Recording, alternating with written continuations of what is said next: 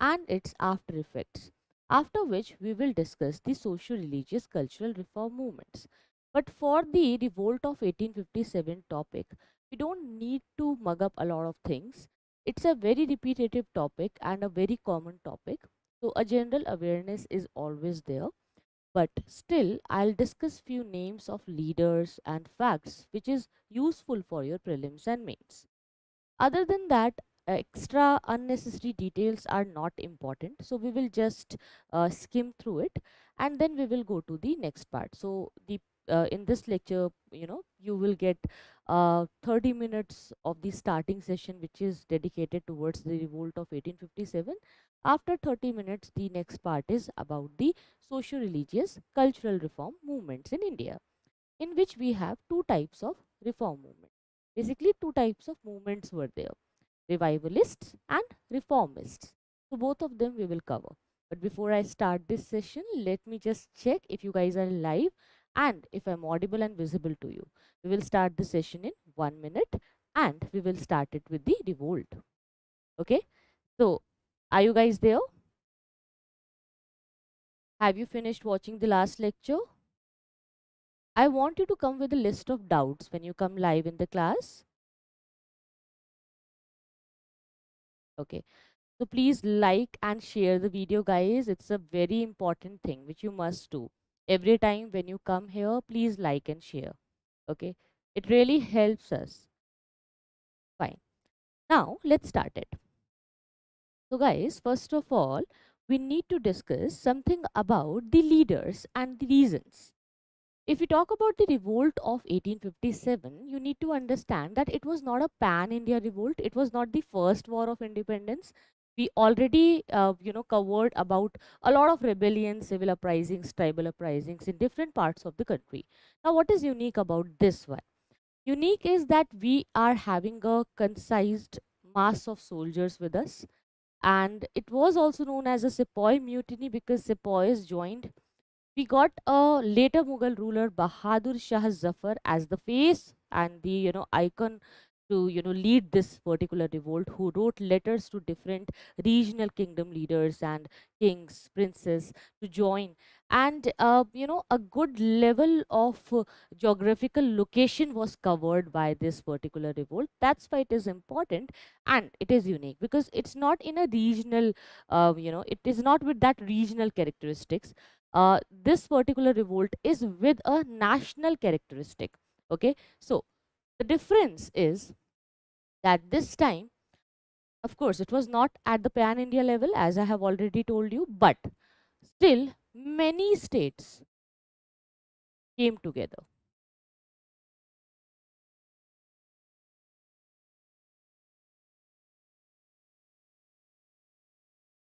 Okay, so this is the first unique point. Second, we had a organized set of leaders coming from the different parts of the countries. Like, as you can see here, the list is there. But this organized leadership or the gang of leaders is weakly organized. Okay, there was no centralized planning, due to which this revolt was unsuccessful. It was suppressed, but still, you can say that if we compare it with the other last rebellions and uprisings which we have covered, it was more organized and had more set of leaders with them. Then third point which is unique about this particular revolt is that it was not with a regional feeling but with a national feeling. There was a feeling of oneness, there was a feeling of togetherness now, that people came together. And when I say people, people means what? Like everyone, because all of them, like at that particular time in that India, uh, they all had their own issues. Okay, they all had their own reasons to fight. Like, you need to tell me in the comment section, if I ask you what are going to be the reasons, or what was the reason for the peasants to come and fight in the revolt of 1857. We saw many peasants uprisings, peasants revolts also. So do you see any reason for them to come here in this particular revolt? Yes, What is that? Increased revenue, increased taxation, land acquisition, land holdings, indigo planters. So those illegal dues collected by farmers made them suffer a lot. And because of that suffering, they got this idea to participate in the revolt. Fine. The first point is that they were extremely tortured by landlords, zamindars, and officers while collecting the taxes. Revenue used to be increased every time. We had different types of revenues in India: zamindari system, mahalwari system, rayatwari system. And in the regional area, so many different feudal lords used to be there, and they became rajas, and they became small zamindars in their own local areas, and started suppressing peasants in their daily life. So it made a real reason for them to come and fight and participate in this revolt. Okay, so this is one of the fact. Now if we talk about princes, nawabs, rajas, kings, then they had a reason that now they were not having that kind of power in their hand. They became puppet rulers. They were not having their own discretion in their areas. So that's why a government or a system in which there is no power but a lot of responsibility. Okay, so power without responsibility was a reason for them to come and participate in this revolt. Fine. If we talk about tribal people, we saw in the last class how tribals got disturbed. Their daily life, their culture was extremely destroyed by the Britishers, outsiders, Dikus, Hindu moneylenders coming in their areas, taking their forest resources and disturbing their daily life. So that's why tribals also supported it. But you will see that this time the British Indian Army, you can say, not the Indian Army, was it was not real Indian Army because Britishers only made it. But in the British Army, when they were there in India, those soldiers, many of the soldiers were from Indians, and especially from the Awadh area. So they participated in this revolt as they understood that there is a discrimination inside the army. If we talk about the salaries, allowances, and if you look at the matter of their general treatment, you will understand that Indian soldiers were not treated well. But if you see that there is a thing that saw sonar ki ek lohar ki. If you have heard this line, it means what? That see, basically, so many hundred reasons are nothing in front of a one trigger effect. Okay, which means that if you if you put a hammer on something and try to break it, and if it takes 100 hammering, 100 times of hammering, then you can't say that only the 100th hammer or the 100th push on it was the reason to break it. No, you need to consider all those 99 reasons also, all those 99 efforts also, the force which was effective on the 100th beat, on the 100th time. It was effective because of those 99 beats, right, which happened before it. So that's why you need to understand that it was a kind of a revolt which came with all those combined effects together, with that anger combined together to just get away with Britishers. But the problem, the biggest problem, was that they had no foresightness, no centralized planning, no good equipments and militaries and backup plan, and no idea of democracy, election, women rights, fundamental rights like this. So that's why this revolt looks like a backward revolt, or a revolt with a backward mindset, which wants to go back to that particular time when India was ruled by different regional kingdoms, and there used to be a clash between different Rajputs, Mughals, Marathas, like that. So this is something which wants you to go back, not to see something for future or a better democracy in India. That's why this is a revolt with less foresightness. Okay, now if I say what was the trigger effect, we understood that there were so many reasons. But if I ask you that what was the main factor which triggered this, so then you will get to know about the Enfield rifle, right? An Enfield rifle was introduced in the army. So Britishers wanted Indian soldiers to use it. Now, the problem was that there used to be grease cartridges. It was made by Greece, and there was a rumor, or sometimes you can say that it is real, that it was made up of cow and pig fat. Cow fat is forbidden in the Hinduism, and pig fat is very disgusting in Islam. So that's why both Muslims and Hindus came together, and this is a very real showcase that we had no communal angers or communalism in India before this particular time period, before the idea of divide and rule came in the British minds, when they introduced the communal awards, or when they came with the separate electorate during the Parliamentary reform in 1909, and then the Montagu Chelmsford reform in 1919, and then coming with the Simon Commission in 1927, and introduced, divide and rule policy on a political way to somehow lure Muslims of India by giving them a separate capital, or showing them that their interest would be best suited with the British alliance. So yes, it was a kind of a brain game, or you can say a game of a misconception which they created later. So here in this particular revolt, you will not see any communalism, any community fight. You will see a unity, you will see a heart to heart connect, you will see emotional feelings coming together. And when you feel like you have a pain, and the same pain is there with someone else, then you feel connected. So that connection was there in this revolt, which connected everyone. Okay, so we had few leaders from Delhi. We had General Bhakt Khan. Okay, in Kanpur we have Nana Sahib. In Lucknow we had Begum Hazrat Meher. In Bareilly we had Khan Bahadur, and in Bihar Kunwar Singh was there. In Faizabad Maulvi Ahmadullah was there, and in Jhansi famous Rani Lakshmi Bai was there. Okay, now understand that the trigger came with that those new introduction of infield rifles, and as they were made up of grease cartridges, which had cow and pig fat inside it.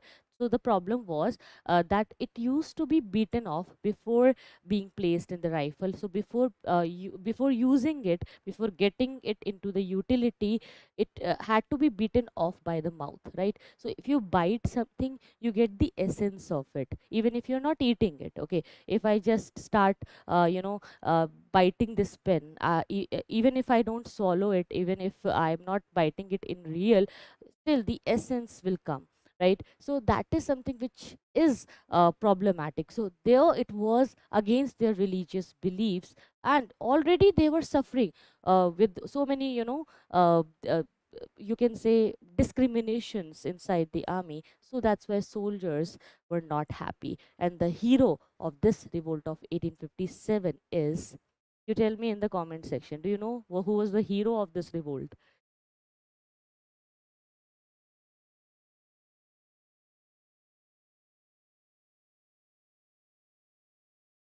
Mangal Pandey. Okay, who initiated this, okay, by killing his own regiment officer in the Barakpur. So he was the one. So it started with Meerut. Soldiers from Meerut came to Delhi, and on 11th May they came here in 1857 only, and then the revolt started. But within few months, Britishers suppressed it in each and every area by killing or defeating these leaders. Okay, so this is something which is a base. So all these points you can write in your mains answer writing. In prelims, you need to mention it. Basically, in your answer, you need to mention it. But for prelims, just remember these name of leaders.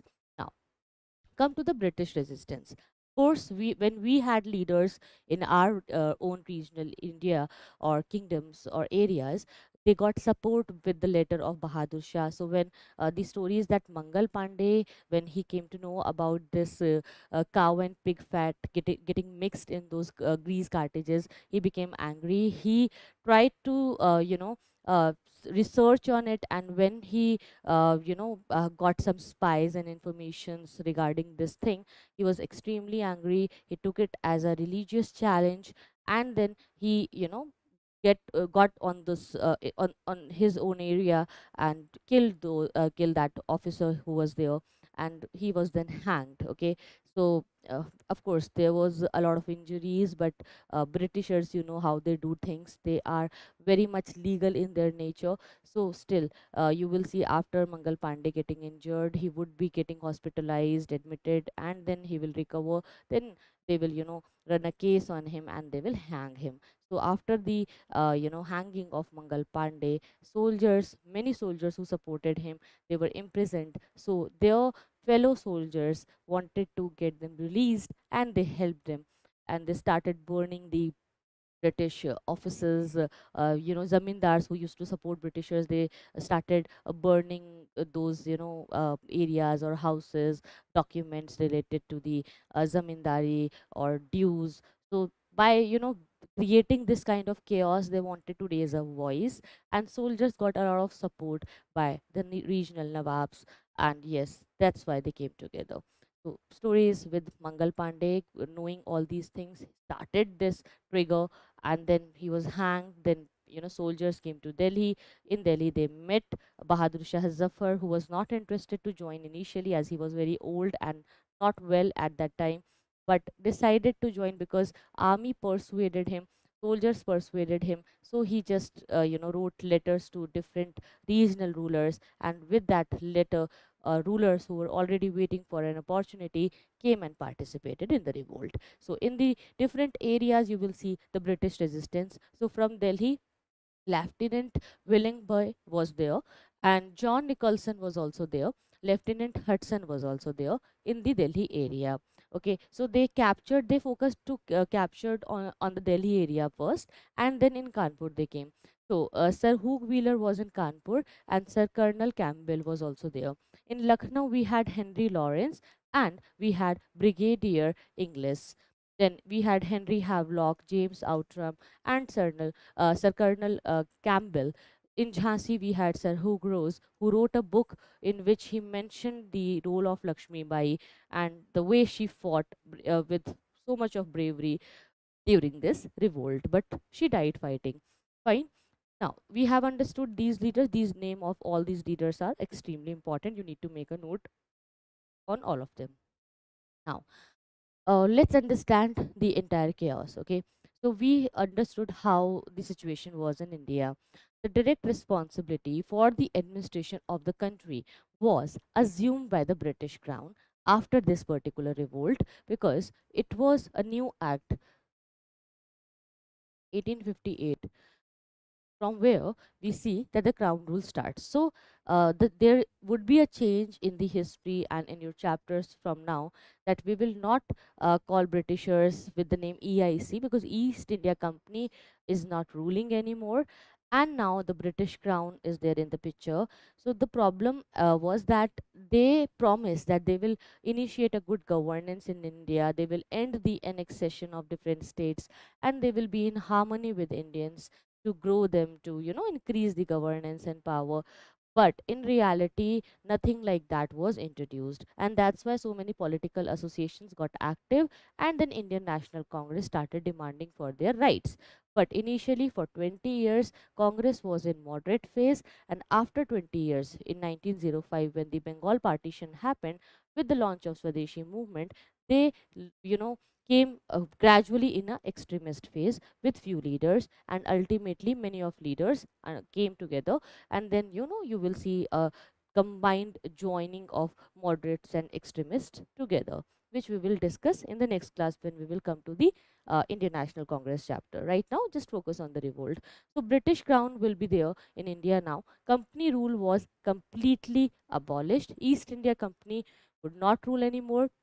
The assumption of government of India by the sovereign of Great Britain was announced, and Lord Canning at a darbar at Allahabad, in the Queen's proclamation declared it. It was issued on the 1st November 1858, from where the crown rule starts in India. So this is something which you need to remember. So the era of annexation was ended, and the era of expansion also ended with this crown rule.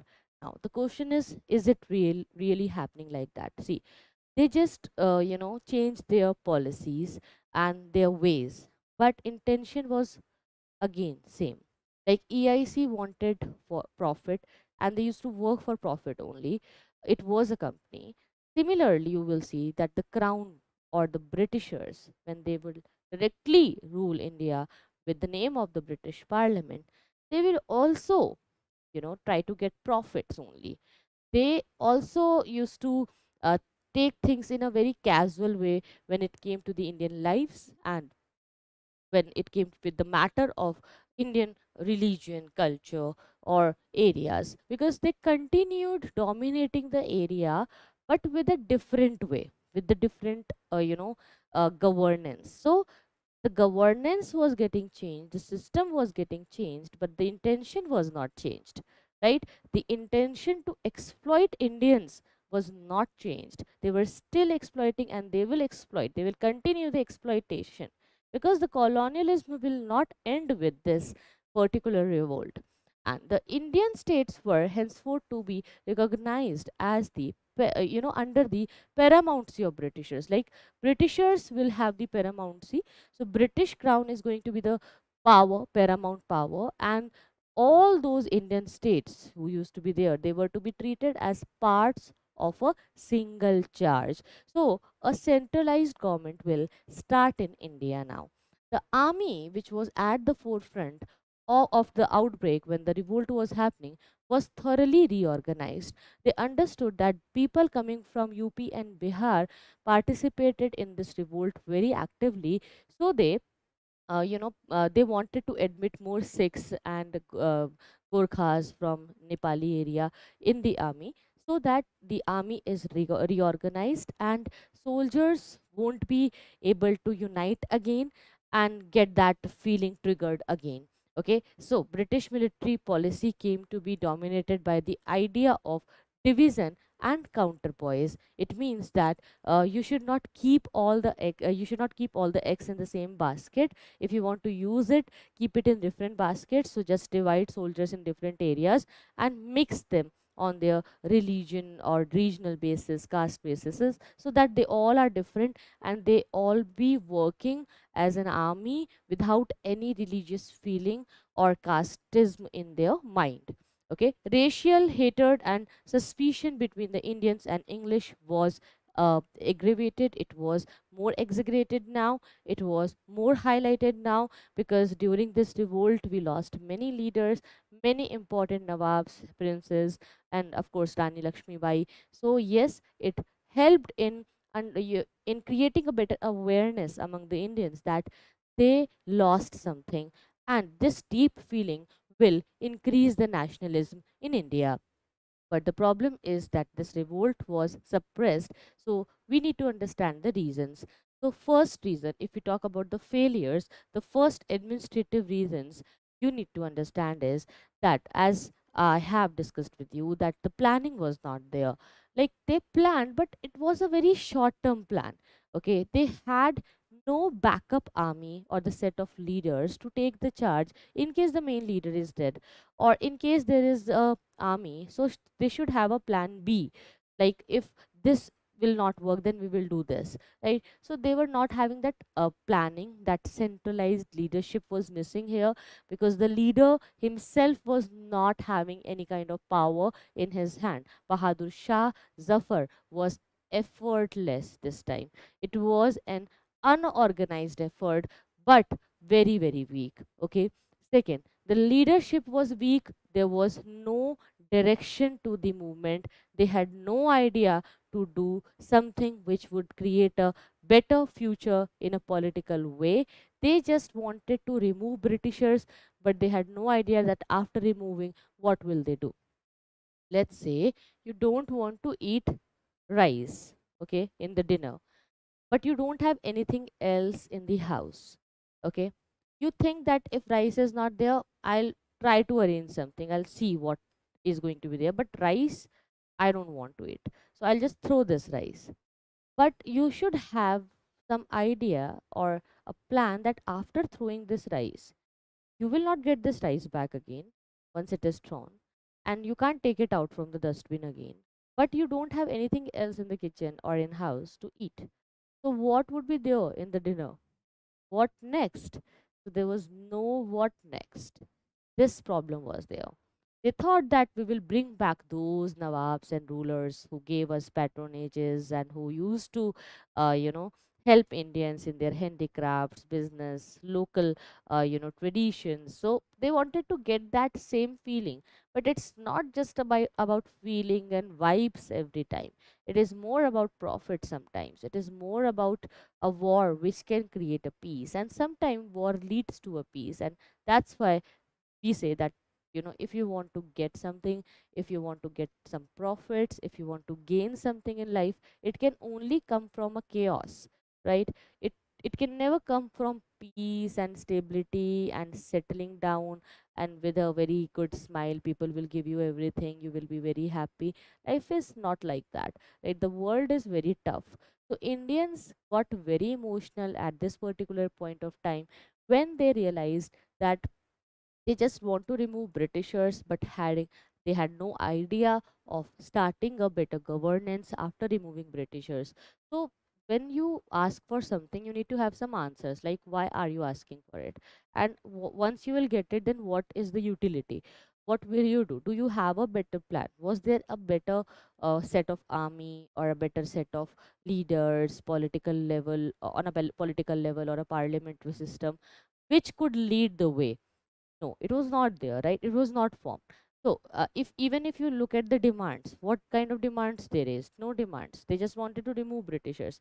So if they could demand that we want our own Indians to have a parliamentary system, a separate judiciary, independent judiciary, or a legislative base, or an executive base, or a bureaucracy base, then it could have been more logical, right? So it was an illogical thing in front of Britishers. They were like, why these people are fighting and running like animals? Why these people are not doing something in a organized way? What exactly they want? What is the real problem? They got confused, and they were not able to listen to anyone because there is no face of a crowd, right? There is no face of a revolt. So you need to understand that giving it a face, reason, time frame was very, very important, which was missing. Now, if we talk about the military reasons, of course, British Army was superior and more organized, and yes, they were using those infield rifles because they had no problem by biting the grease cartridges, right? So they just used those guns, but Indians, they had nothing. They were fighting with general weapons, like if you have something in your house, if you need to fight against something, and let's say there is a problem or a chaos, then what will you do? You will use your own things which is there available around you, like knives or things, which people used to use that time, in like farmers, they had their own small farming equipments which they used to have during cutting the crops or something like that. So those axes, knives, or bhalas were not of that much of use. Okay, this was the in this particular war, there was a situation when those swords and those weapons were of no use, right? And then British army had unlimited supplies also. In case the supply was ending, they got a new replacement again. And if we talk about the rebels, they had limited supplies. They were fighting with outdated ammunitions, outdated weapons, and that's why we lost. Now, if you talk about the ideological reasons, all sections did not participate. Many princes and educated classes. If we talk about educated classes, you need to understand we are talking about the educated middle class. So now, why these people are important? If you see any time in any part of the world, you'll see the great leaders. They are always coming from a middle class background. Why? Because they know how to struggle and survive. They have a daily living challenge when they are fighting for basic things in their life, and to fulfill those demands and wishes, they are very ambitious, right? So we have a mindset like the lower section, the poor people. They only want basic needs. They just want to survive. Roti, kapda, makan, food, shelter, clothing, and then these poor people, this particular section would be very happy. Few of them are ambitious, but generally they stay happy when their general needs are fulfilled, basic needs are fulfilled. middle class people, they have all their basic necessities with them, but they want more. You will see that middle class people are more ambitious and they want more respect in their life. They always want to grow and rise in their life, so they have a competitive mindset. When we come to the upper class people, they don't care about respect and other things. You will see that they are sometimes very arrogant. Okay, they don't feel very humble in front of everyone, and they don't treat everyone in a very equal way, because they are not living for respect, they are living for power, authority, right? So this kind of mindset is still there in society. It was there at that time also. And when we say and talk about the middle class section, they struggle a lot in life, so that's why their daily life is teaching them something. Every day something new, is there. So from here only you will see new leaders will emerge, new revolutionary leaders and people like that will come. Here you will understand that those of the middle class people who got some education, and few of them went to foreign universities also, they got educated, and when they saw the modernization in Europe, the industries in Europe, the work culture in Europe, they understood that yes, these guys are really different and doing something good in life.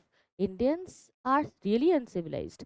They had this mindset that British rule can modernize India.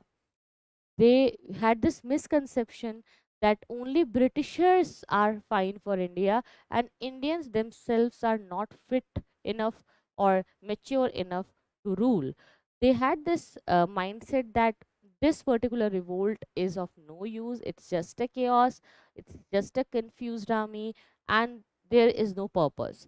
So they supported Britishers. They were like brackwater or a brackish water in this particular storm, and that's why somehow this section never joined. If we talk about alternatives, so yes, there was no alternative to feudalism put forth by the rebels. They wanted to have the same feudal structure which was there in the medieval India, so that they could have the same old feelings again. But again, I'll say that it is not just about the feeling, it is about the growth of the country, which was not considered in this particular revolt. A real development was not considered, right? So we have covered one part. Fine. Now we need to come to the next part. Let's come to the next section,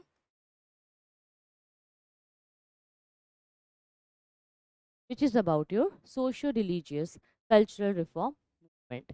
In this particular section, again, I have divided this entire content in a tabular format to make you, learn things in a better way.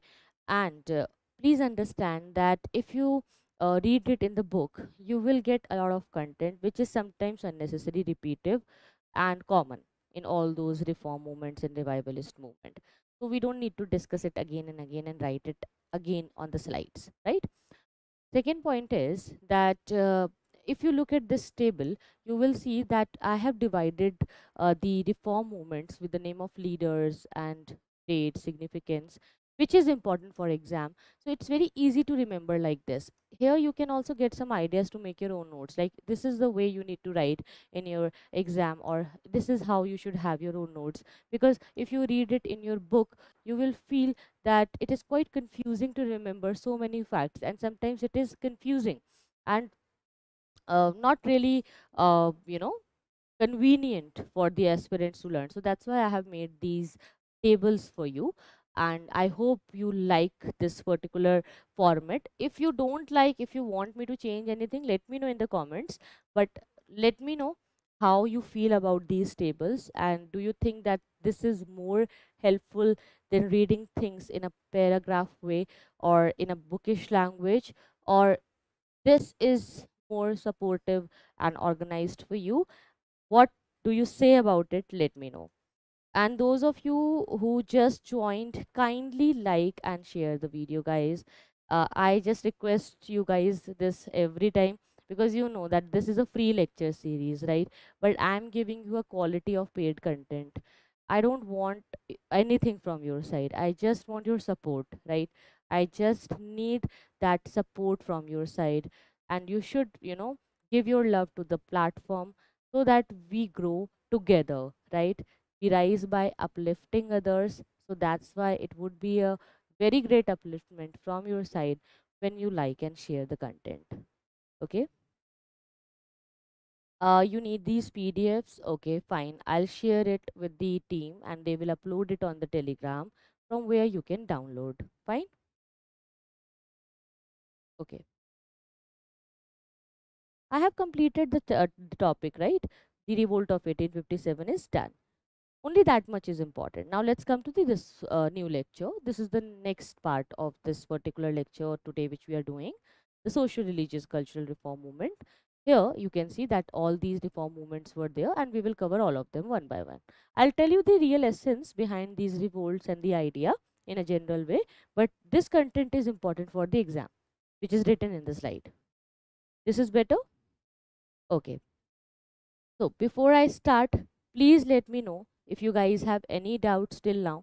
If you want to discuss anything, let's take a small 1 minute break, water break. Let me have some water and then I'll continue. Okay, meanwhile, I'll just take your doubts. Please ask your questions in the comments.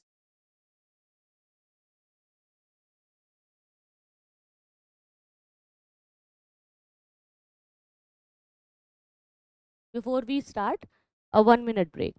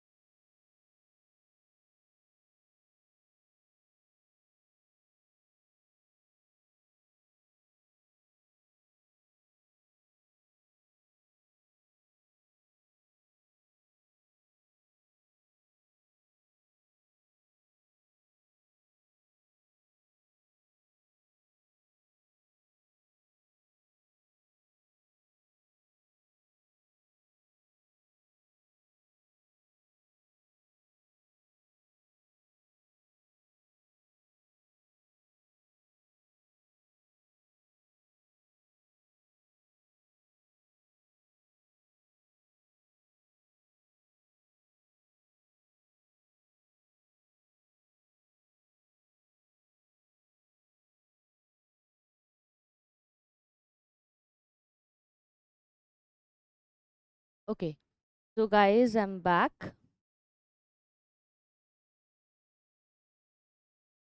If I look at your doubts, I don't see anything. So no problem. Let's continue.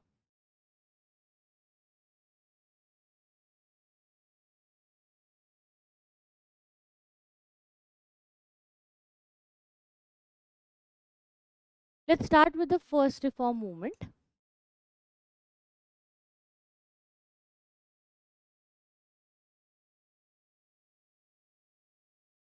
Socio-religious reform movements. First of all, understand. Socio-religious means the general society when they used to follow a culture, any practice, religion, belief system. And now there were many leaders who wanted to reform it. Reform means changing the form, okay, changing the structure and making a drastic change, okay, in the religion, in a belief system, in a traditional system. So, first one is the Brahmo Samaj. Very, very important, Brahmo Samaj. Why? If you look at the leader, Raja Ram Mohan Roy started this, and he is also known as the father of Renaissance in India. Okay. In the comments, you need to tell me who gave title of Raja to Ram Mohan Roy, which later Mughal ruler gave this title. Okay. Even if you're watching it in a recorded section, still you can tell me in the comments. And we had one more leader. After the death of Raja Ram Mohan Roy, you'll see that a split will be there in the Brahmo Samaj. So Keshav Chandra Sen was there, and then it was led by Debendranath Tagore also. So we will discuss the role of all the leaders. First of all, understand what is Brahmo Samaj.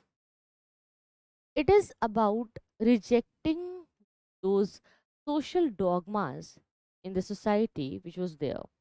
They were against the idol worship. They were against so many things like caste system, social discrimination, sati system. And because of Raja Ram Mohan Roy only, Britishers introduced a law to abolish sati. So that's the role and the power and the influence of Raja Ram Mohan Roy. So let's come with the first significance. Brahmo Samaj, its primary goal was worship the eternal God. Worship one God means monotheism. You don't need to do idol worship. You don't need to do these things to impress the God, because if you worship so many gods, it will confuse you or your mind, as proposed by Brahmo Samaj. Understand that these points which I'm saying right now is not my own personal opinion with you.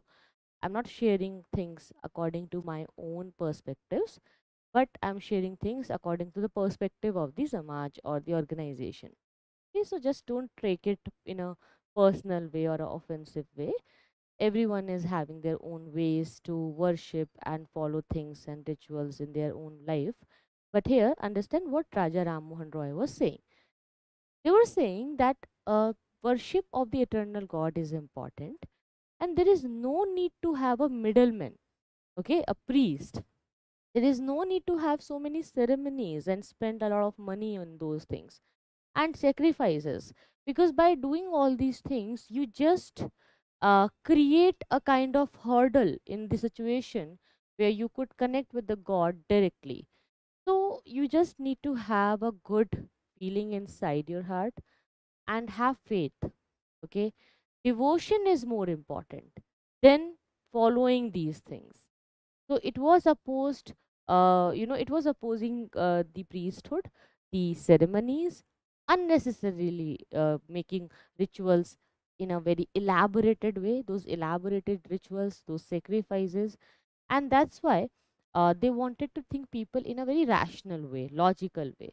So that's why there was a rise of rationality and enlightenment in India, when people thought that if someone is saying like this, let's listen to him and try to understand the feeling. And that's why a nationalist cause indirectly came with the Brahmo Samaj, because when you don't have a religious perspective for something, when you don't have a discriminatory mindset, then you only understand the feeling of oneness and a connection with different people. It was the progenitor of all contemporary India's social, religious, and political movements, because it was the first famous movement which enlightened and gave guidance to other leaders. In 1866, it spreaded into two organizations after the death of Raja Ram Mohan Roy. Brahmo Samaj of India was having a two-sided branch, where once here it was led by Keshav Chandra Sen, and the Adi Brahmo Samaj was by him, Keshav Chandra Sen. But he himself committed few mistakes in his life, and those things were not followed in Brahmo Samaj, because he got his own daughter married with ritual in a ritualistic way uh, with one of the Nawab. But the system which was followed was not fine, but we should not say anything personal about anyone or any leader. But due to his own ritualistic things, when you see that sometimes there are many babas, gurus, saints, and people, they say something but they do something else, and actions are more important than words, right? Action speaks louder than your words. So his actions sometimes led a kind of dispute in the Samaj. And that's why initially he just had a split, but later on his own section got disillusioned, and it got faded out. Second was Debendranath Tagore. Debendranath Tagore was the leader who followed things in a very pure way, the way it was during the time of Raja Ram Mohan Roy. So he was also a leader who led this struggle, right? This is the idea of Brahmo Samaj. All of them, with not just with the Brahmo Samaj, but other Samaj and organization, they had one thing in common, that they never wanted caste system, discrimination in society, elaborated rituals. They hated all these things. They wanted to create a society with goodness, okay, with equality, with fraternity, with a feeling of togetherness, and a nationalist society, so that people could come together. And because of this only, because of all these social religious reform movements, we will see that the rise of nationalism will be there in India, and it will be very helpful with the rise of Indian National Congress in 1885. So that's why you see all these things and pointers as a base of Indian National Congress organizing a mass movement in the later stage. Okay, so you need to understand how masses came together, why it was easy for Gandhi ji to create such a huge level of mass struggle base. How could he influence everyone so nicely? It never happened in one day. The Gandhian era was there. Gandhi ji was able to organize all of them and influence people, but already people were influenced because of these social religious reform movements, because of leaders like Raja Ram Mohan Roy, Debendranath Tagore, and so many other leaders. So we should not forget the contributions of these leaders when we talk about the freedom fighters, because freedom fighters were able to make people understand and aware just because of these seeds, okay, these seeds of reforms in India. Other than the social religious reform movement, if we say, other than the Brahmo Samaj, let's understand how it got initiated and started with Raja Ram Mohan Roy. So there was Atmiya Sabha initially, and Raja Ram Mohan Roy was leading it. He wanted to promote the Vedant's monotheist ideas. So he was saying that if I say that you should reject rituals, and if I say that you should follow monotheism, it is not something which is against Vedas. I'm not rejecting the authority of Vedas, but I want you to suggest that there is a point in Vedas where they themselves are asking you to follow the monotheistic ideas, okay, and fight idolatry, castes, rigidities, useless rituals, and other societal problems. So these things, okay, all these points are very much common in all the reform movements. Okay, these are the common points which you can write in each and every reform movement. Fine. Vedant was founded. So Vedant is founded on a reason, and that if reason demanded it, even deviation from the scriptures is allowed. So when I say that Raja Ram Mohan Roy wanted to inspire people, he wanted to do it in a very logical way. So he was saying that I don't want you to deviate from your religious path. But if a fellowship is having a problem, and if there is a obstruction in society, then you can deviate from the scriptures also. Even you can, do amendments with it. If you look at the Constitution of India, which we follow today, we have so many amendments. We had more than 100 amendments. Why? Because we know that with the changing time, belief systems, faith, and society changes, and there is a different demand and need of the society. There is always a thing which is considered, which is known as the need of the hour, or need of the time, need of the century. So accordingly, we all should evolve and think in a logical way, as suggested by Raja Ram Mohan Roy. Next was Tattva Bodhini Sabha. It was by Debendranath Tagore. In 1839, Debendranath Tagore, he started it. He was the father of Rabindranath Tagore, who, who was all-rounder. I consider Rabindranath Tagore as an all-rounder artist, right? So when he joined the Brahmo Samaj in 1842, he gave it a fresh vitality. So in 1842, Debendranath Tagore started the work in the Brahmo Samaj with Raja Ram Mohan Roy and gave it a new freshness.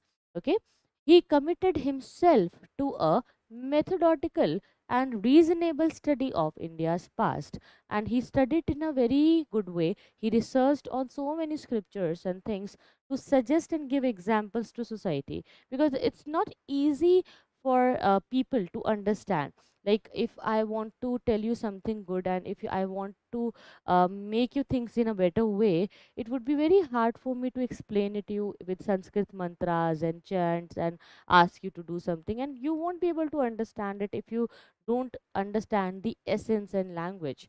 But if you know the language, if you can understand it, then it is really good. But generally people, masses, they don't follow these things today. Like with the modern time, with the modern changes, people need a very easy explanation. Every time they want to end the complexity, and they want to go through towards the easiness. If there is an easy way to achieve something, people will follow it. There is That's one of the reason why Buddhism and Jainism got popularized in India in ancient times, because the leaders like Mahavira and Buddha, they used the language of common people, so common masses understood their way of thinking, and following rituals or not following rituals, or doing something or not doing something. So they understood the reasons and causes, so it was easy for them to know, understand and believe, and that's why they joined these two new religions in the ancient times. Similarly here, so many people joined Raja Ram Mohan Roy and Debendranath Tagore, because they understood that yes, somehow it is very very important to have some changes in the society. After this we see that Prarthana Samaj was there. Atmaram Pandurang and Keshav Chandra Sen initially used to run this Prarthana Samaj, but Keshav Chandra Sen assisted Atmaram Pandurang. Okay, he assisted him in establishing the Prarthana Samaj in Bombay in 1867. Okay, in 1867 it was established. The Prarthana Samaj, it was a kind of a secret club, okay, which wanted to promote the liberal ideals and encourage the dissolution of caste and communal boundaries. Okay, so they were the forerunner of Prarthana Samaj, and then the Samaj strategy was based on the teaching and persuasion rather than conflict with Hindu orthodoxy. So they never wanted to judge anything without getting judgmental. They wanted to have a heterodox way of thinking without challenging the orthodox philosophies. So if you know the school of philosophies, if you are reading art and culture, you'll get to know about two school of philosophies. We have heterodox school and orthodox school, right? The orthodox school of philosophy is the old one, right, following the old traditions like Vedas and other things. And the heterodox school follows the new school, new idea like Charvak school, Jainism, Buddhism, in which the new way of thinking came. So here they never wanted to challenge the Hindu orthodoxy, but they wanted to pursue people to do something in a better way, so that more goodness could be added in the society. Along with Rana De, Dhondo Keshav Karve and Vishnu Shastri, they all were doing something great in this particular Pratna Samaj, and they all were social reformers. Now come to the next Young Bengal movement. It was by Henry Vivian Derozio. He was an Anglo-Indian. He was way ahead of his times. Okay, and that's why his ideas and things were not famous during his life, and he was not able to influence the masses. But if we read it today, it is more relevant in the present scenario, and we feel like he was right. Okay, he was not saying anything wrong. But at that time, he was way ahead, so he was not able to influence the masses, especially peasants and general people who never got attracted with a very strong connection with this idea, but understand what was the Young Bengal movement. So there was the Hindu College of Calcutta, the Hindu College of Calcutta. Here, intellectuals were at the forefront of New Bengal movement. Here, many of the young leaders they came together. These philosophers were also referred to as Derosians. Okay, they supported a radical views. So when I say Derosians, so it means that who follow Henry Vivian Derosio. So follower of Henry Vivian Derosio. Okay, Derosian. So Derosio supported radical views through his teaching and by forming a debate and discussion group on literature, philosophy, history, and science. Okay, They revert the ideas of the French Revolution. What is the idea of French Revolution? If you remember, French Revolution happened in 1789, and this date is very easy to remember, 789. Okay, so just add 1 and you will get the date of the French Revolution, which gave us the idea of liberty, fraternity, equality, liberal ideas. Liberalism got introduced with French Revolution, that you can't suppress anyone, you can't control the thoughts. Okay, you should not have cages. Don't put cages, in the human lives. Let them be free and let them rise with their full power and potential. So, this is the idea of French Revolution, the idea of liberty, equality, and fraternity, which inspired many of the constitution in world. Even India took these inspirations and enlisted in the Indian constitution liberty, fraternity, which is there, equality, which is there in India also. So yes, so in 1789 French Revolution happened, and Britishers also used to be very liberal with their own Western cultures in their country.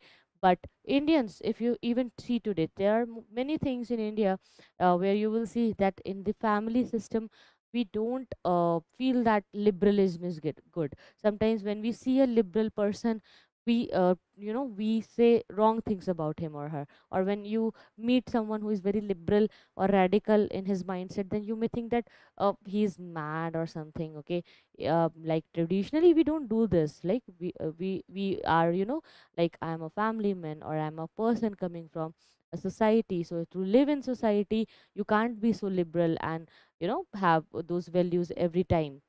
So the value clash is there still in India. At that time, it was very high, and that's why British liberalism inspired many of the educated people that they should somehow be more liberal in their life. So Derosians were also advocates of women's rights and education. They were way ahead of their times, and they became popular in the later stages, in the later period. Okay, not initially. Yes, Vishal, I can see your comment by Akbar Tooth, who gave the title of Raja to Ram Mohan Roy. You are right. That's right. Okay. But I wanted everyone to give the right answer and comment. Okay. Because this interaction really helps us and gives me energy to stretch the class for a longer duration.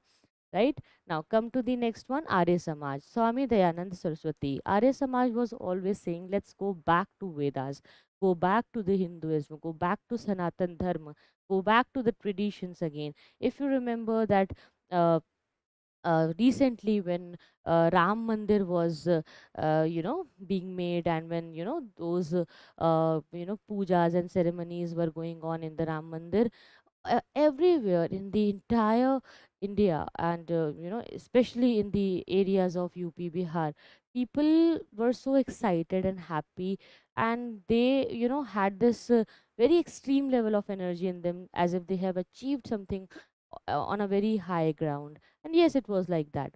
So you could sense that kind of energy, if you have realized it, that how people feel about their ancient scriptures, traditions.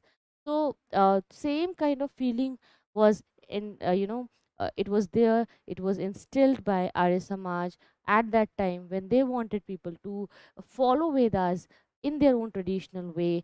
Let's go to Vedas, and even if in case somebody changed their religion due to something, they can come back to Hinduism and follow their culture again by purification. So for the very first time we see that a organization, okay, and an organization doing the purification, like if in case you got converted and want if you want to come back in Hinduism, no problem, please come back. You can be purified and you can follow the things again.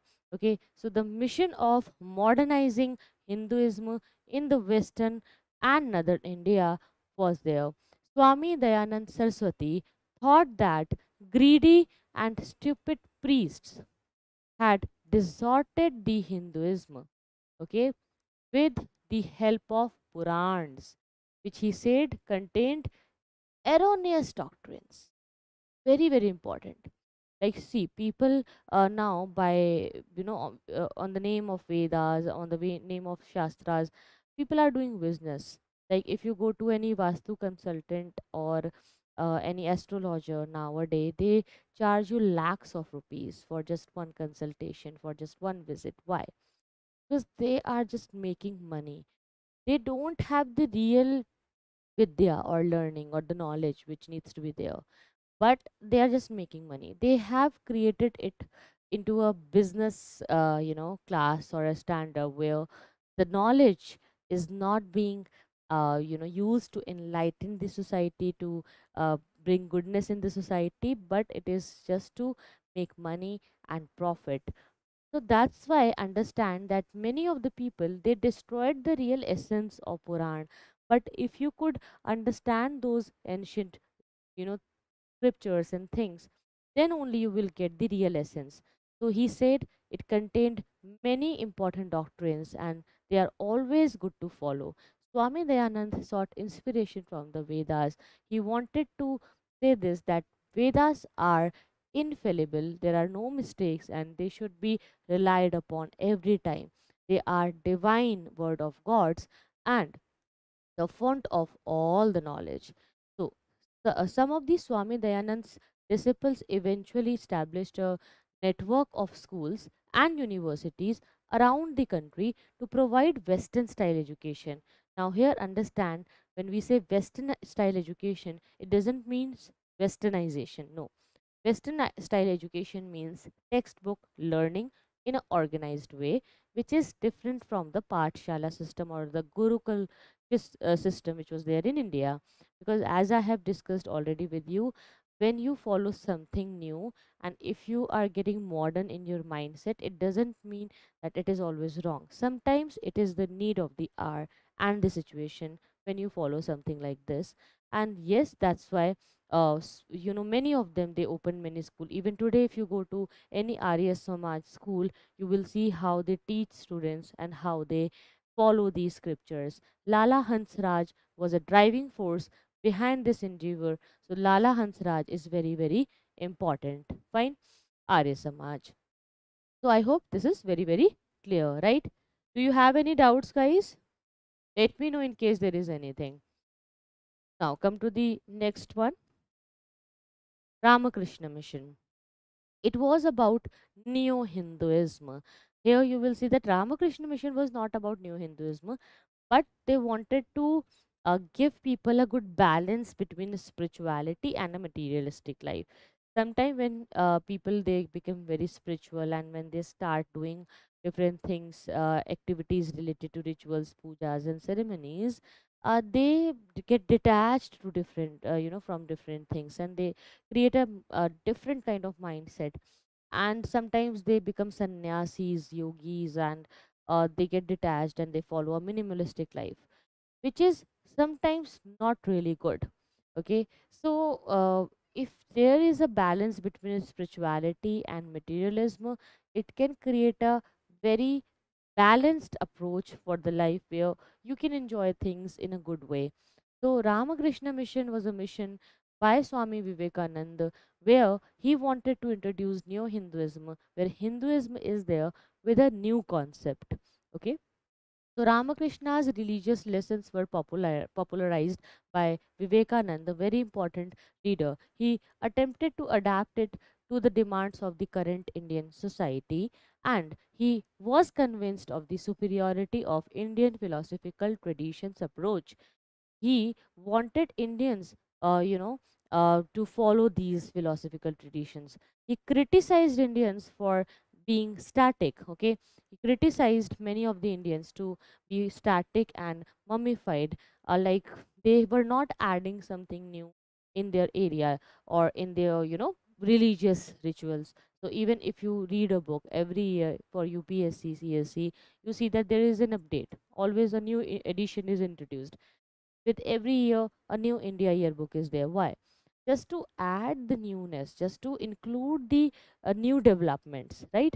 So in case you don't include the new developments of the world, then things will be very, you know much stuck and outdated. So just to reduce that outdated philosophy and to give it a new essence, wanted to have some contact with the rest of the world. So that's why Vivekanand wanted Indians to be in touch and have some learnings from the other world where people are developing more fastly and reasonably. Vivekanand was an outspoken opponent of the caste system. He never wanted it to be followed in India. And the Hindu emphasis on rituals and superstition was also not right. According to him, these things needs to be abandoned when unnecessary superstition and things are getting challenged. Nowadays, I see a meme which is related to a movie where the movie is related to superstition or something. I don't remember the name of the movie, but Madhavan played a very important role in the movie. And people are now again getting very much influenced by that movie and the songs of that movie, by the track of those things which is there in the scene. I don't remember the name, but it is something which is related to Vashikaran or something. So tell me if you know the name in the comment section. But there you can see that how even today in the modern times, people get influenced by these things and they start watching it, thinking it in, and following it in sometimes in their life, which is not right. Right? Sometimes we need to understand that. Uh, what is really logical and what is really practical to be applied in the society. So if today with so much of education and westernization and modern influence in India, people have this mindset, then you can assume that what could be the mindset at that time when people in the uh, you know that time when they were having this situation during their 1850s, 60s, 70s. Look at the time period like 100 years back. Just try to imagine that situation or the mindset, and how problematic it could be for these leaders and organizations to influence them, okay, which was in print in their mind since the ancient times. And people at that time were not, they it was very hard to influence people at that time, right? Today we have so many influencers and social media, because people nowadays they don't think very deeply, okay. They just follow things in a very surface level, and if they like something, they just do it without giving it a second thought. Youngsters are like this, but at that time people were not like that. Okay, people used to think very in a very deep way, and they always had a clash in their thoughts and minds, like, if someone is saying this, then should I follow it? If it is really right or wrong, is it really something which I need in my life? So people had many questions, and they used to discuss those list of questions with these leaders, that how could you say so, how could you do so, what is the real idea, what is your perception. So it was very difficult for these leaders at that time to influence people and to make them learn these new things and adopt these new values in their life and follow it in the society. So we should really, get this proud feeling that this is a commendable job which was done by these leaders at that time, in the situation when so much of chaos was going on in the country, and people, when they had no social medias in their life. Now let's come to the Wahhabi movement. It was an Islamic movement. So I have discussed this with you in the last class also, where they wanted to decrease the influence of westernization and modern culture on Islam. They wanted pure Islamic values to be instilled in the Muslim society again, with the pure teachings of Muhammad. So Sayyid Ahmad was the leader who criticized the Western influence on Islam, and he argued for the restoration of genuine Islam. Okay, and he wanted that Arabian culture, like in Prophet's time, it used to be followed. He just wanted same. He was just asking for the same kind of feeling again. Sayyid Ahmad was hailed as the ideal leader. He was known as Imam, okay, a religious leader, So he was very, very influential. Fine. So, here you see that a nationwide organization was established with an extensive secret code for operating under spiritual vice regents known as Khalifas, okay, like commanders. So, the Wahhabis played a significant role in instilling anti British attitude and Because of this anti-British attitude only, Britishers became very active. They understood that these Wahhabis and so many Islamic leaders are against Britishers, and they wanted to influence Muslims. So Britishers, when they understood it, they started their policy of divide and rule. They started their policy of luring Muslims and doing something which could help Muslims to come in connection with Britishers and go against the nationalism of India. But you will see that later on, Muslims will also realize that this is just a divide and rule policy. But ultimately, it had effects, like we had the partition in India, but Britishers understood that Hindus are not that strict in their daily ways, in their ritualistic ways, as Muslims are. In comparison, they understood that Muslims are more strict than Hindus. Muslims are more important to be utilized in this war effort than Hindus, and Muslims needs to be lured if there is a separation line needs to be created. If any communal feeling needs to be instilled in India, then it can only happen by divide and rule during the Muslims, dividing Hindus and Muslims. So that's why Britishers started working on it. A series of British military assaults happened on the Wahhabi base at Sithana in 1860s, many times, okay, many times at the Wahhabi base, as well as many court proceedings of sedition against the Wahhabis happened. It weakened the Wahhabi resistance also, while intermittent interaction with the government lasted until 1880s and 1890s. So this was about the Sir Syed Ahmad Khan. Okay, now let's come to the next one, Ahmadiyya movement, which was by Mirza Ghulam Ahmad. Okay, Ahmadiyya movement. So the significance of Ahmadiyya movement is Ahmadiyya are Muslim group that emerged in India. Okay, and it referred to itself as the standard bearer of the Mohammedan Renaissance. They are very similar to Raja Ram Mohan Roy, like how Hinduism got revived with Raja Ram Mohan Roy. Similarly, same is happening in the Muslim society. They wanted to have a renaissance in Muslim society like Brahmo Samaj. So it was founded on the ideas of universal religion for all humanity, rejecting jihad, which is the holy war against non Muslims. They wanted a tolerant society, and the initiative provided Indian Muslims with Western liberal education. The Ahmadiyya community is the only Islamic group that believes the Masiha. Okay, Mirza Ghulam Ahmad. Okay, he is the leader who came to end the religious strife and bloodshed and to restore morality, peace, and justice in the Indian community, especially the Muslim community. So, yes, you can see that many of them wanted a tolerant society, tolerant world where secular principles are introduced in the Indian political system and social systems. Next is your Aligarh movement by Sayyid Ahmad Khan. Sayyid Ahmad Khan, he was a very strict believer, fervent believer in religion's essential underlying oneness. Okay, he is often known as a practical morality ground. Okay, a person who used to introduce it. So practical morality, he also spoke on the inherent similarities between Hindus and Muslim objectives. He used to talk about it, and he used to say that we all are same.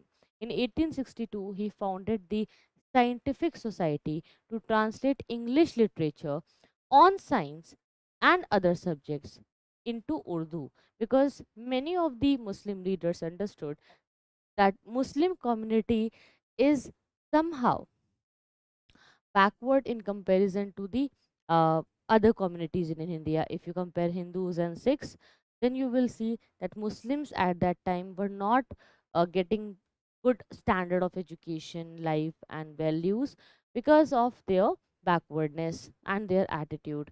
So they wanted to change this attitude. They wanted to learn new things now. So he also founded an English Urdu periodical through which he propagated the ideas of social transformation. His endeavor led in a founding of Mountain Oriental College, okay, which was expanded into the Aligarh Muslim University. So just remember this point, very important for your exam, very important for your prelims. Clear? Try to remember this. It's extremely important. Thank you so much, Mrityunjay Kumar, for your beautiful comment. I hope you guys are enjoying it. Next one is the Deoband movement. Deoband movement was the leader with the leader Muhammad Qasim Nanutawi and Rashid Ahmad Gangohi. So these two leaders started it, and the significance is that these people, Deobandis, saw Islam as having two primary points. Islam is about Sharia, or the law based on the texts and religious knowledge, and Tariq means religious knowledge. Okay, so one is the law, one is based on law, and one is based on knowledge. Okay, so as a result, they embraced Sufism and its different kinds of disciples, as well as the functions of the ulama in interpreting Islamic laws for schools. Okay, while they accepted Sufism, the Deobandis rejected certain rites as well as the authority of peers who claimed holiness via lineage rather than learning. So it is a merit based learning now. So understand that Sufism was a revivalist movement. It was a liberal arm of Islam only, which was there in the 11th century. Okay. In the medieval India, if you read the medieval Indian history, you will see that in the medieval India, we had two important movements, Bhakti movement and Sufi movement. Bhakti movement was a liberal arm of Hinduism. Sufi movement was the liberal arm of Islam. When Sufism came in India in 11th century, we had many Sufi saints and leaders who were extremely tolerant, and those peers and gurus used to talk about tolerance, good attitude, good intention, and they had more values for inner conduct than on external conducts. Like by just keeping rosas and reading namaz 5 times will not make you a good person. If you want to be a good human being, you should also have inner purity. So external conduct is fine, it is important, but inner purity is more important. That what are you from inside? What do you do from your own, things and hearts? So that's why this you know thing learning was important, and Deoband movement followed it with a small touch of modernization, that we will make it a merit based learning system in which the lineal claims should not be considered right, and Sharia law and Tariq, which is a religious knowledge, should be introduced and propagated everywhere. Then we had Socio-Religious Reform Movement by Sayyid Ahmad Ravi Barelvi. That's why it is known as Barelvi Movement. Barelvi Movement by Sayyid Ahmad Rai Barelvi was India's leading Wahhabi exponent. He was a commander, he was like a Khalifa, and he was a firm proponent of puritanical extremism and physical jihadism. Very extreme level of jihad, level of Islamic conduct was followed by this Barelvi movement, where they wanted Muslims to be very pure in their essence. The Sufi organizations and silsilas such as Naqshbandiyya, Bandiya, Chistiya, and Qadriya first influenced him. For Indian Muslims, Sayyid Ahmad's Mujahideen movement is now gone, but his religious exhortation for jihad as an act of devotion is greater than the spiritual prayer in merit and rewards is still there in India, continue to impact millions in India. Like sometimes you will see that people, they start following, they do different things on the name of being a mujahideen, or I'll be a mujahid, I'll be a mujahideen if I do this, by destroying other cultures, by destroying other religions, or by killing others, it would be fine for me. So they take it in a very long way. It is a wrong interpretation. right? As a result, some extreme jihadist organizations have declared the recirculation of Rai Barelvi's Mujahideen's movement in the subcontinent. Okay, so this is something which has been declared the recursion of Rai Barelvi's movement. Fine. So this is the Socio-Religious Reform Movement. I hope you understood the name of leader also. Next is Akali movement. Akali movement is a Sikh Socio-Religious Reform movement. So in the Sikh society, many Mahants, Mahant means a person. If you go to a Gurdwara, you'll see that in temples we have Pandit. In uh, in Gurdwaras we have Mahants. So many corrupt Mahants were there who used to get backings from Britishers. Okay, and they never used to develop the Sikh society or the Gurdwaras, but instead of spending money on the development, they used it for themselves and sometimes for bad things. And that's why Akali movement happened. So Akali movement is also known as Gurudwara Reform Movement. It was from the it sprang out of the Singh Sabha movement, and its goal was to free the Sikh Gurdwaras from corrupt Mahant or corrupt Udasi Mahant. So the position which had become hereditary, and these Mahants were a faithful and conservative bunch of people who benefited from the British official favor. So it passed a Sikh Gurdwara Act in 1922, which was amended in 1925, which gave the Sikh masses control over Gurdwaras to be administered through a Shiromani Gurdwara Prabandhak Committee (SGPC) as the apex body. And since then, the Gurdwaras are out of this corruption and they are more religious and supportive in the society with their nature. Okay, so this is again very important. So that's why when you discuss about the social religious reform movements, just keep this thing in mind, that not only Hindu movements are important for you, but Muslim movements are important for you, and the Sikh movements are also important because they can ask you questions from any of the religious movement which is connected with any of the religion. Okay, next is Nirakari movement by Baba Dayal Das. Even today we have so many Nirakaris in India. So Nirakari means no akar, jiska koi akar na ho. Right? So Nirakari, they emphasized the appropriate religious practice, producing hukamnas. Okay, hukamnas means to clarify what was acceptable, establishing a network of worship centers staffed by their own priest. So they did not clash or fight the British, but grew as a result of British control in Punjab, which liberated them from the restraints of the Sikh government. And that's why they were able to go in a very independent way.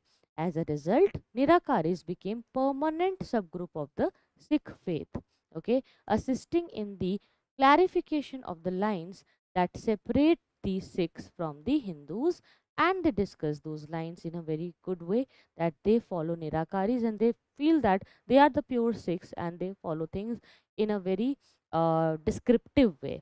Fine. So this is the Nirakari movement. Now, next was the Namdhari movement by Baba Ram Singh.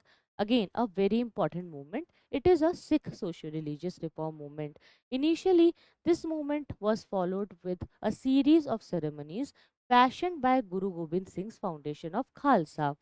With the exception of the Kripan, the Namdharis were compelled to wear five Sikhism insignias, swords. Okay, so these were the five important things. So they were, however, forced to carry a lathi or bamboo stave. Okay, so instead of sword, they could have this bamboo stave or a lathi, and these Namdharis, they repudiated the worship of gods, goddesses, idols, cemeteries, tombs, trees, snakes, as well as the popular saint and ceremonies performed by Brahman priests. So they were saying that this is not right, it should be rejected, it should be cancelled in the society. The Namdharis also opposed the authority of hereditary caretakers of Sikh Gurdwaras, which are the places of worship, and it is very similar to the Gurdwara reform movement. Next is Singh Sabha. Singh Sabha was by Thakur Singh Sandhavalia and Gyani Gyan Singh.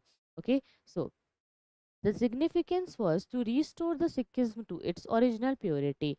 You can compare it with the Arya Samaj. Okay, if you remember about the philosophy of Arya Samaj, which wanted to have that idea of go back to Vedas and pure Hinduism, purity should be coming again. So, same similarly in the Sikhism also, original purity was important for them, and that's why they wanted to follow the historical religious literatures and magazines. So they printed it and they spreaded the information to Singh Punjabi to return Sikh apostles to their religion and enlist Englishmen in the Sikh educational program. Later, Amritsar Singh Sabha was imitated by a newer and more democratic institution, the Lahore Singh Sabha. After the time, Singh Sabhas were swamped by other organizations like Khalsa Diwani in 1920s, and they started fighting for the control over Sikh places of worship. Okay. Next is your socio-religious reform movement, which is very very important. Sri Narayan Guru Dharma Paripalan Movement, SNDP in short. SNDP movement. Okay. Dr. Padmanabhan Palpu was also there and Sri Narayan Guru.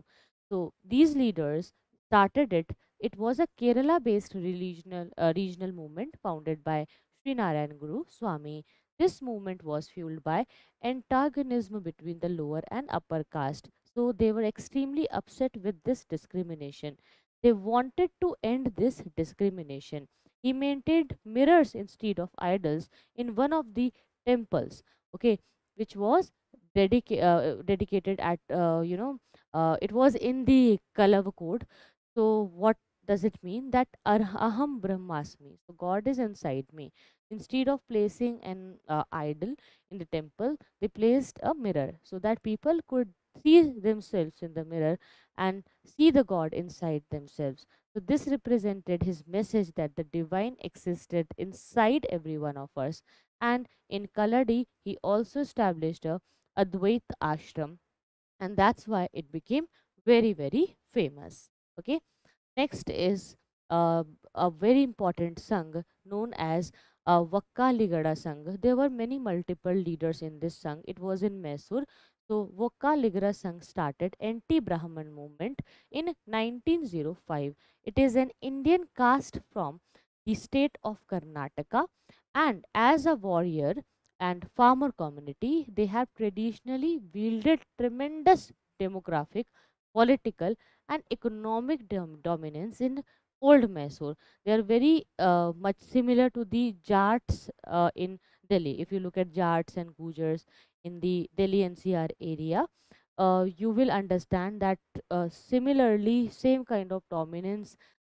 These people, had economic and demographic level in the Mysore area.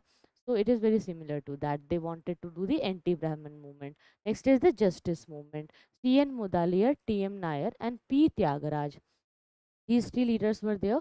It started in the Madras presidency to secure jobs and participation in the parliament for non Brahmins. In 1917, the Madras Presidency Association was created to urge that the lower class be given distinct representation in the legislature. Okay, now come to the next one. Self-respect movement. Self-respect movement was by E.V. Ramaswamy Naikar. The significance was it was an egalitarian movement that advocated for the abolition of Brahmanical rule, equal rights for backward groups, and women in society, and the resuscitation of Dravidian language such as Telugu, Tamil, Kannada, Malayalam. They wanted it to come back. They wanted these regional languages to grow more with equality and development. So, this self respect movement aims have been articulated and stated in two booklets, Namathu Kurikol and Tiravittakala Latium. The movement seeks to eliminate societal structure in which one class of people claims to be superior to another. So few of the males claim to be of higher birth than others, and sometimes they want to have more power in their hands. And that's why discrimination starts in the society. So this is again a very important reform movement which was there in South India. Let's come to the next one. Okay, we have completed all of them. Fine. So all the important reform movements from all the different states are done. Now, you know that this is a live lecture series and we are meeting daily. So it's not easy for me, and it's not easy for this, sustainability to have each and every movement and leader involved and to discuss about all of them. That will be quite confusing and time taking for all of us. That's why I have given you those names only which can be there in the exam and which is more important, okay, for prelims and mains.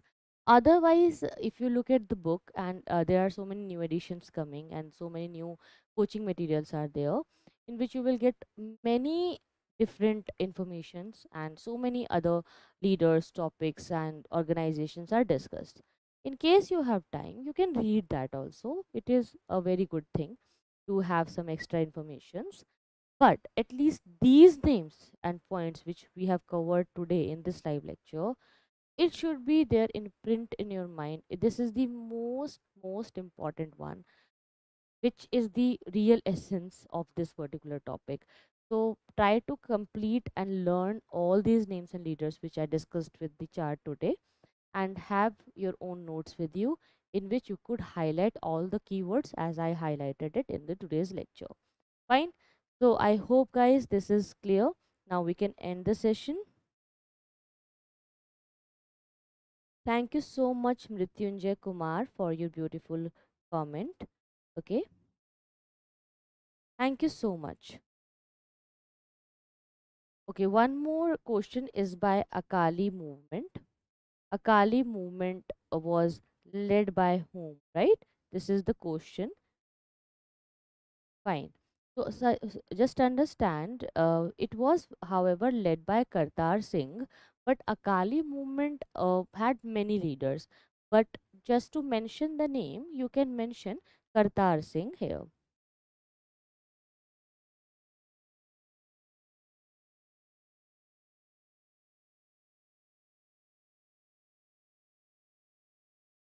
Okay.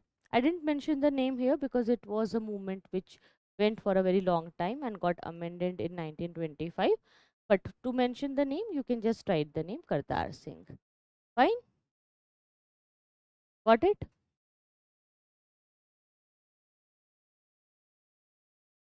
Okay. I hope Sajal your doubt is clear. Welcome Neha. I can see Neha is very, punctual in the class, coming in daily classes. That's a great thing. Thank you so much, Vishal. Uh, okay, guys, great. Fine. So we can end the session now. I hope you liked it. I hope you will share it with your friends and other, classmates, roommates, or wherever you are. Just try to watch the videos in a audio mode later whenever you sleep, or if you get time during having dinner, eating lunch, or walking. You can always listen to it in the audio mode, and by listening to the lecture again and again, you will revise it, you will remember it, and it would be sustained in your brain. So repeated revisions are always important. Fine. So thank you so much guys. See you then. Take care. Bye bye. Have a great day, and do like and share, subscribe to the channel, support the platform. See you then. Take care. Bye bye.